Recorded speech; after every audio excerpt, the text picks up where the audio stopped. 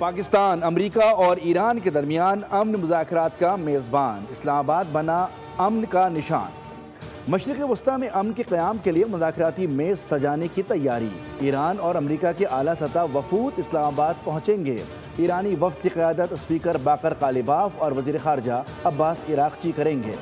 तर्जुमान white house Caroline lewd कहती हैं अमरीकी टीम में नायब सदर जे डी वेंस, स्टीव विक्टॉफ और जैरेड किश्नर शामिल होंगे। मुज़ाकरात का पहला दौर हफ्ते को होगा। वज़ीर आज़म शहबाज शरीफ ने मुज़ाकरात के मकाम का दौरा किया। वज़ीर दाखिला मोहसिन नकवी और सिक्योरिटी हुकाम भी हमराह थे। रेड जोन को प्राइवेट गाड़ियों के लिए मुकम्मल तौर पर बंद कर दिया गया। गैर मुल्की वफूद की आमदोरफ्त की वजह से सिक्योरिटी के इंतहाई सख्त इंतजाम किए जा रहे हैं। जुड़वां शहरों में आम तातील है।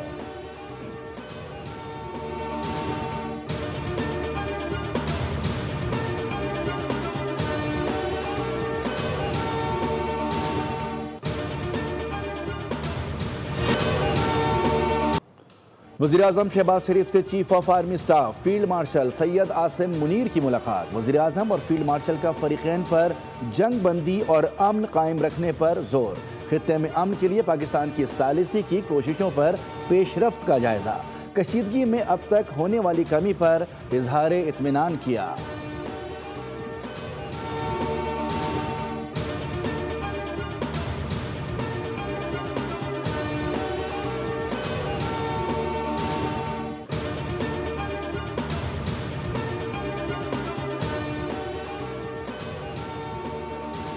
अहम तरीन आलमी रहनुमाओं ने वज़ीर आज़म शहबाज शरीफ से टेलीफोनिक राब्ते। फ्रांसीसी सदर एमानुएल मैक्रोन ने टेलीफोन करके जंग बंदी की कोशिशों पर मुबारकबाद दी और इस्लामाबाद अमन मुज़ाकरात की कामयाबी के लिए नेक ख्वाहिशात का इजहार किया।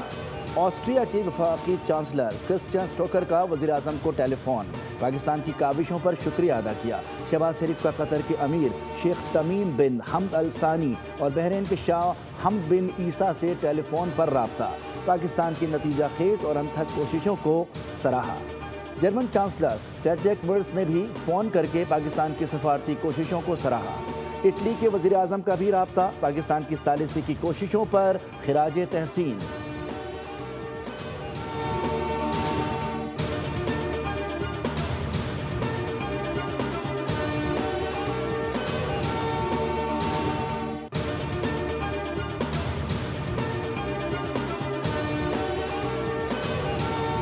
ईरान जंग नहीं चाहता लेकिन अपने हुकूक से दस्तबरदार भी नहीं होगा। ईरानी सुप्रीम लीडर मुश्तबा खामनाई का अहम पैगाम। कहा कि ईरान में होने वाले हर नुकसान का अजाला तलब करेंगे और आबनाए हुर्मुज़ के इंतज़ाम के हवाले से नया तरीक़ाकार इख्तियार किया जाएगा। ईरानी सुप्रीम लीडर ने अपनी कौम को मुखातिब करते हुए कहा कि बहादुर ईरानी कौम इस मैदान जंग में फातेह साबित हुई है।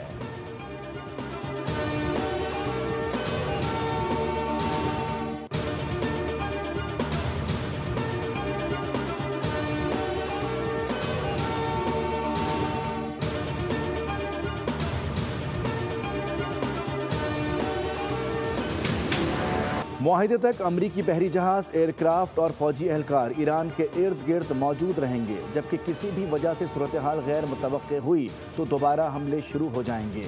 ये हमले पहले से ज़्यादा बड़े और ताकतवर होंगे, जिसे पहले कभी नहीं देखा गया होगा। अमरीकी सदर डोनाल्ड ट्रंप की फिर धमकी। कहा कि इस बात पर पहले ही इत्तिफाक हो चुका है। ईरान न्यूक्लियर हथियार हासिल नहीं कर सकता। आबनाए हुर्मुज़ खुला और महफूज रहेगा। ट्रंप ने यह भी कहा कि नेटो वहाँ नहीं था जब हमें उसकी ज़रूरत थी। अगर हमें दोबारा नेटो की ज़रूरत पड़ी तब भी ये नहीं होगा। ग्रीनलैंड को याद रखें, वो नाकिस तरीके से चलने वाला बड़ा बर्फ़ का टुकड़ा है।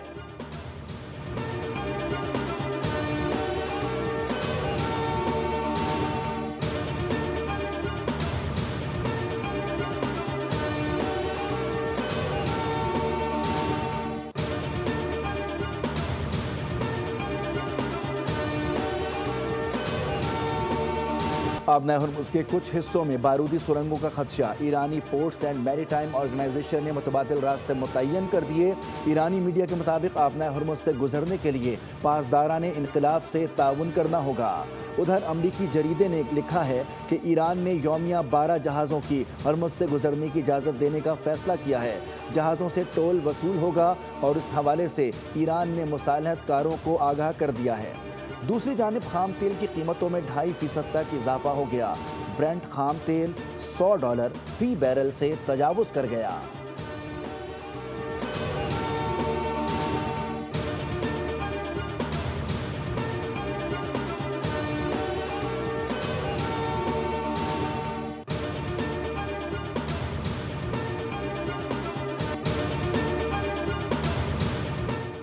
ईरान ने आपदा हरमुज़ एक बार फिर मुकम्मल बंद करने का ऐलान कर दिया है। ईरानी मीडिया के मुताबिक आपदा हरमुज़ के कुछ हिस्सों में सुरंगों का खदशा है। ईरानी पोर्ट्स एंड मैरीटाइम ऑर्गेनाइजेशन ने मुतबादिल रास्ते मुतय्यन कर दिए। आपदा हरमुज़ से गुजरने के लिए पासदारान से ताउन करना होगा।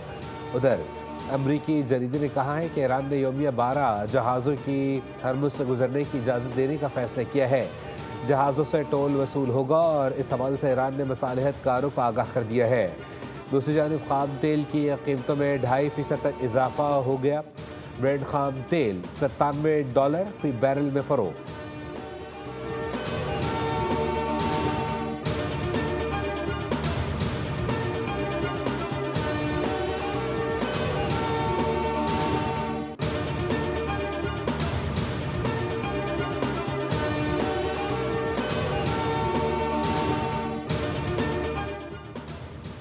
इजरायली वज़ीर-ए-आज़म नेतन्याहू का जंगबंदी से मुताज़ करने का बयान। कहा, इसराइल ईरान से दोबारा जंग के लिए तैयार है।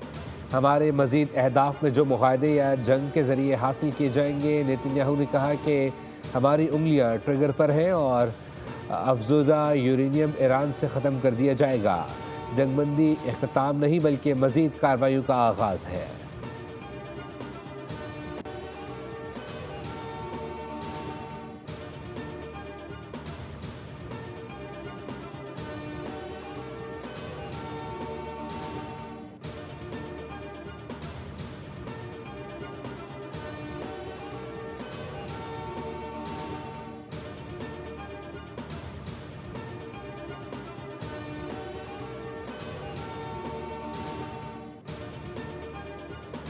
वफाकी वज़ीर दाखिला मोहसिन नकवी से इस्लामाबाद में अमरीकी सफ़ीर नेटली बैकर की मुलाकात। मशरिक़ वस्ता की मौजूदा सूरत हाल और जंगबंदी के इक़दाम पर तफसीली बातचीत की गई। मुलाकात में पाकिस्तान के मजबूत सिफारती क़रारदाद को सराहा गया। इस्लामाबाद में होने वाली आला सतही मुज़ाकरात के इंतज़ामात पर भी तबादला ख्याल हुआ।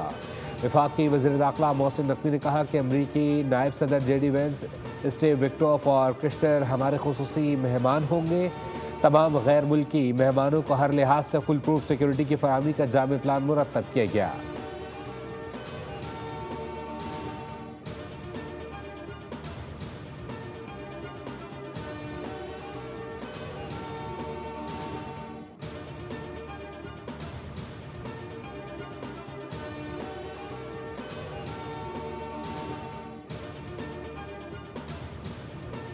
इसके हालिया हमलों में लेबनान के 254 अफराद शहीद। लेबनानी हुकाम ने आज मुल्क भर में यौम सोग मनाने का ऐलान कर दिया। इजरायली फ़ौज की जानिब से ईरान जंगबंदी नाफिज होने के बावजूद लेबनान पर शदीद हमले जारी। हमले के बाद अस्पतालों में इमरजेंसी नाफिज कर दी गई, जबकि अवाम से खून की एहतियात देने की भी अपील की गई। ईरानी पार्लियामेंट के स्पीकर ने वाज़ेह किया है कि बातचीत से पहले ही 10 निकाती तजवीज़ के 3 अहम निकात की खिलाफ वर्जी कर दी गई। इस तमाम सूरत हाल में दो तरफ़ा जंगबंदी या मुज़ाकरात गैर माकूल हैं। दूसरी जानिब इसराइल की जानिब से गज़ा पर ड्रोन हमले में अल जज़ीरा का सहाफ़ी शहीद हो गया। अरब मीडिया के मुताबिक अल राशिद स्ट्रीट पर सहाफ़ी की गाड़ी को निशाना बनाया गया, जिसके बाद गाड़ी में खौफनाक आग भड़क उठी। अरब मीडिया ने इजरायली इक़दाम को बैनुल-अक़वामी कवानीन और इंसानी इक़दार की खुली खिलाफ वर्जी करार दिया।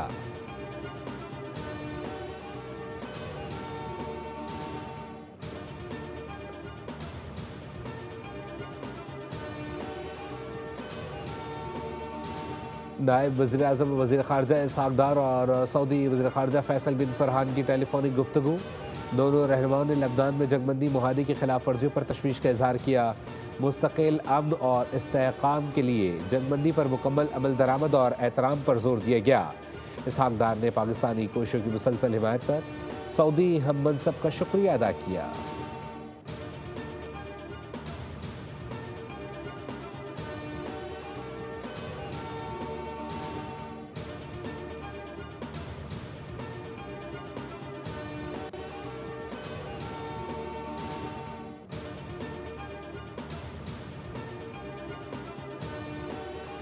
पाकिस्तान की लबनान के खिलाफ इजरायली जारहत की शदीद मजम्मत। तर्जुमान दफ्तर खारजा ने कहा है कि जारहत के नतीजे में मासूम जानों का ज़िया और बुनियादी ढांचे की तबाही हुई है।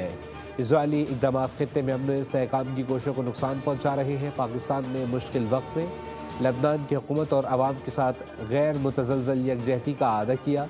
आलमी बरादरी से फौरी इक़दाम का मुतालबा किया।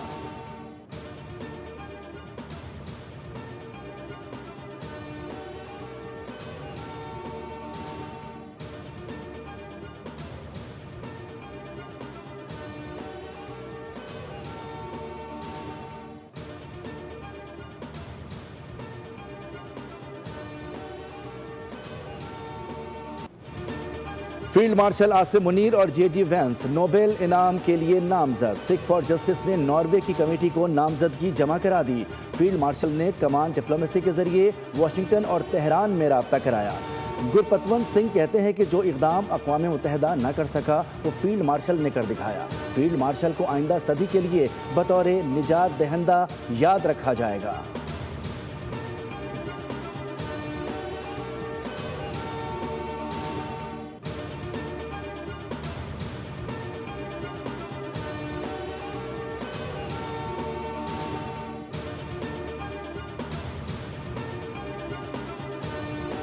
मोदी पाकिस्तान को तन्हा करना चाहता था मगर खुद तन्हा हो गया। भारत ने पाकिस्तान की सालिसी को नजरअंदाज करके खुद को सिफारती तौर पर कमजोर किया।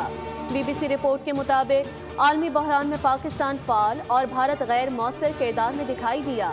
पाकिस्तान ने अमेरिका, ईरान, चीन का एतमाद हासिल कर लिया। भारत ने जंगबंदी का खैर मकदम किया मगर पाकिस्तान का नाम ना लिया।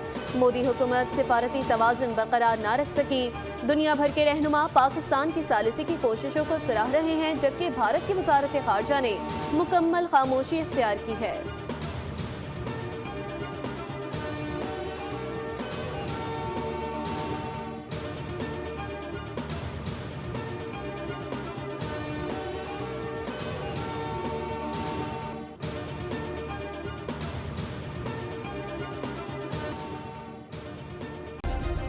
सब्सक्राइब करें और बेल दबाएं ताकि कोई खबर रह न जाए।